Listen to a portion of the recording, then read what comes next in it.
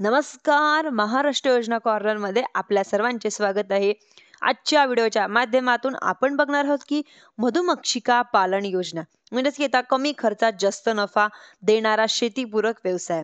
शेतीपूरक व्यवसायामध्ये विविध प्रकारचे आहेत, परंतु आता मधुमक्षिका पालन म्हणजे काय आपण संपूर्ण माहिती आपल्या व्हिडिओमध्ये जाणून घेणार.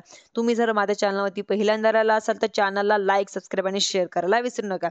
लाकडी पेट्यांमध्ये मधमाशा पाळून मध मिळवण्यासाठी प्रक्रिया केली जाते व पेट्यांमध्ये 2 दालन असून खालच्या वंशवाढीसाठी आणि वरच्या मध साठवण्यासाठी प्रत्येक दालनात बाहेर काढता येणाऱ्या लाकडी चौकटी असतात.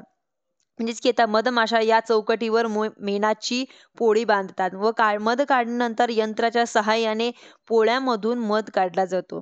परंतु आता मधुमक्षिका पालनासाठी योग्य जागा आपण बघणार.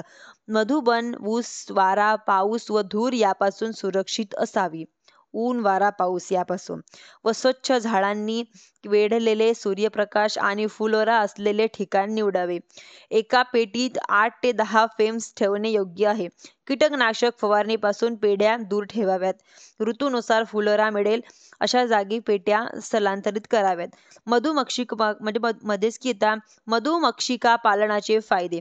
मध विक्रीतून शेतकऱ्यांना चांगला आर्थिक नफा मिळतो. मधमाशांच्या परपरागीपासून म्हणजेच की पिकाचे उत्पादन 30 ते 35% पर्यंत वाढते.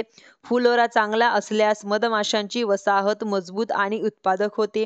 तांत्रिक प्रशिक्षण घेतल्यास मध वैज्ञानिक पद्धतीने आणि सुरक्षितरित्या काढता येतो.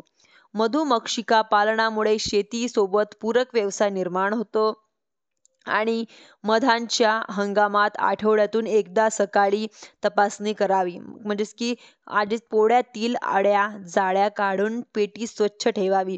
चौकटी आणि म्हणजेच की तळाचा भाग पोटॅशियम व परमॅग्नेटमध्ये भिजलेल्या कापसाने स्वच्छ करावा व मेलोफेरा वसाहतीसाठी गरजेनुसार साखर पाक घालावा.